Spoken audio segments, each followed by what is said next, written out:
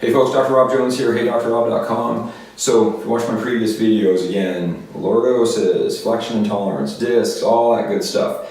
I mentioned in a whiteboard presentation several videos ago about spinal buckling, and I had a really great case just a couple of days ago. This woman, she's about her mid-50s, she was actually deadlifting. Okay, now, nothing wrong with deadlifting, I do it myself, but it's very specific. Now I'm going to do a video really soon on how to do it properly. She wasn't doing it properly. I've got a fitness center across the street. She hobbled in, bent over like this, barely able to move. And I was jammed with patients, so I actually couldn't get to her right away. And she was having so much pain sitting, so much pain walking and standing. I took her to an extra room and basically talked to her really quickly, kind of had determined that she had spinal buckling, which we talked about again, which is where the spine trips over itself like that. You get into a bad position, you get this little buckle, and you go into this massive spasm, and she immediately felt pain and had a lot of tension in her back, so she was trying to bend over and touch her toes.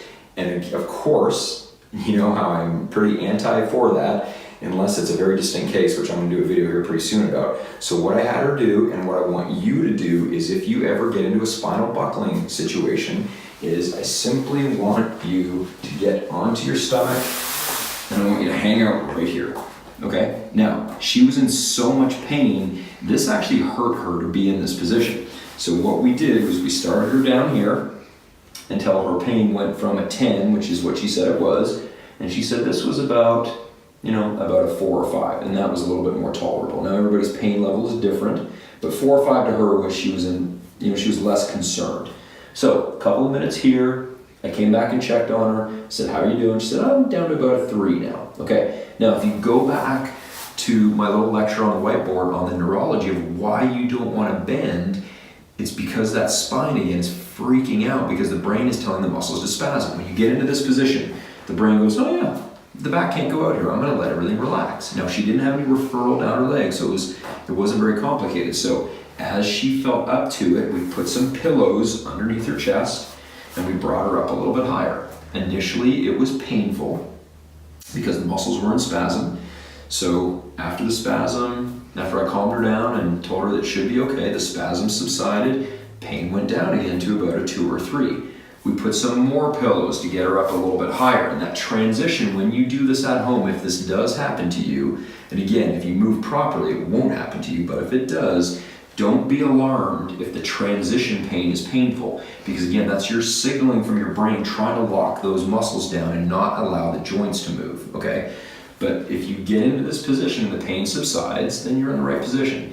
And then basically, I just want you to hang out here until you feel like the pain is starting to calm down, okay? It's unlike a disc, you're not gonna have that pain radiating down your legs. Typically, you're gonna be tense back here, have a little bit here, but when you feel up to it, what you can start doing is some of those extensions again, okay? Nice and slowly, but again, you're just trying to tell the brain that everything's okay to go backwards, calm that signaling down.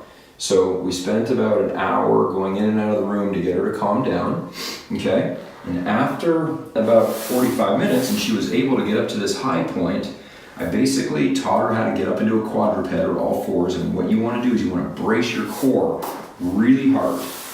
Really brace so the spine doesn't move. Push up so you're on your knees. Push your hips back. Again, no spinal movement at all here. We're going to walk the hands back.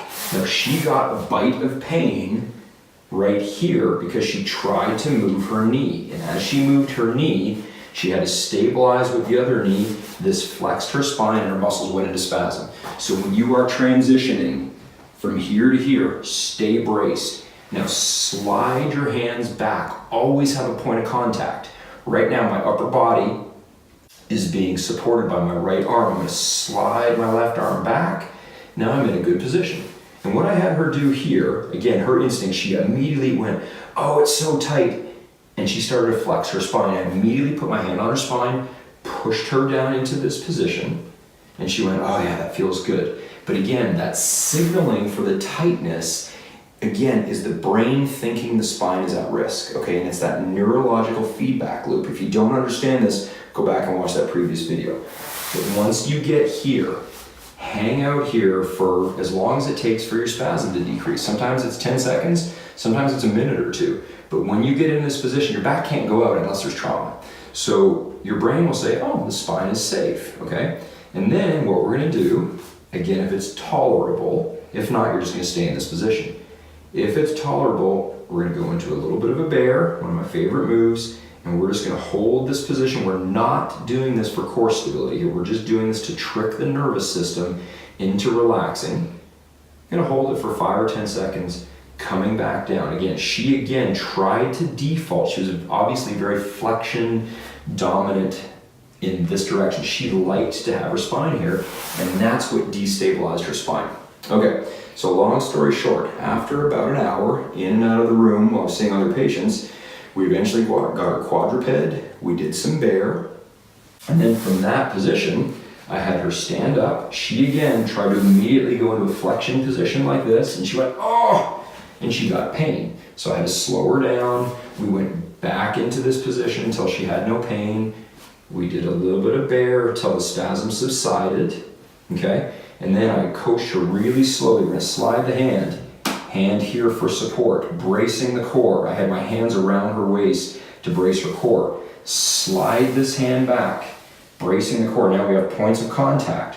Pushing the hands into the quads, we're going into a kneeling position, okay? Depending whichever leg is strongest, we're gonna stand up here, okay? And then all I had her do at that point is I've got a nice long hallway in my office. I had her walk up and down the hallway. And the interesting thing is, when she came to my office, she was bent over this way because she had spasms through her psoas, spasms through her abdominals, and being forward like this, it was creating massive tightness and spasm here. So she was trying to stretch it, which is exactly what we didn't want. But when we were done that about hour worth of care, she stood up. She still had some pain. It was down to about a 2 or a 3, 4, she said. I had her walk for about 3 or 4 minutes up and down the hall. And by the end of the 4 minutes of walking, her pain was down to a 1 out of 10. So that's a really quick way, kind of the Cliff Notes version of getting yourself out of a buckling situation, okay? If you want to have a buckling situation turn into weeks and weeks and weeks of problems, stretch that back. Bend over and touch your toes. Lie on your back and pull your knees to your chest. Twist your spine to the side. If you want to get over it within a day, couple of days, 3 days, 4 days max, if it's really bad, this is how you do it, okay? Now, she had some issues, came back the next day and she was 50, 60, 70% better, but sitting was problematic because, again, she had a flexion intolerant spine. So you have to follow the flexion intolerant rules. When you sit, prop yourself up, okay? When you bend, hip hinge, all those same rules, okay? So again, if you follow the spine care, the spine sparing model, you're gonna be fine. If you have a buckling incident like this, these are the protocols you wanna follow. Get to your elbows right away. If it's too painful, get here. Slowly stack some pillows. Get yourself up safely into a quadruped. Do some bear. Stand up safely. Really brace through the transitioning. Start walking. Walk as much as you can. If the walking is still very painful, then you gotta get back onto the ground and repeat it. You may need to do it hourly.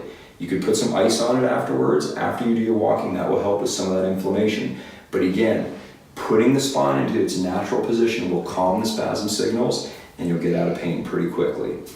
So again, hope you like this, hope you found this helpful. If you have a friend whose back goes out on you and you now know what spinal buckling is, you can help them. If this happens to you, you know now what to do. Again, this is all in my book, Protect Your Back 101, so you can check that out. And again, just check us out on our channel here and on the socials. And if you like it, leave a comment. If you want to subscribe, please do so you can get the latest information. And as always, don't forget to protect your back.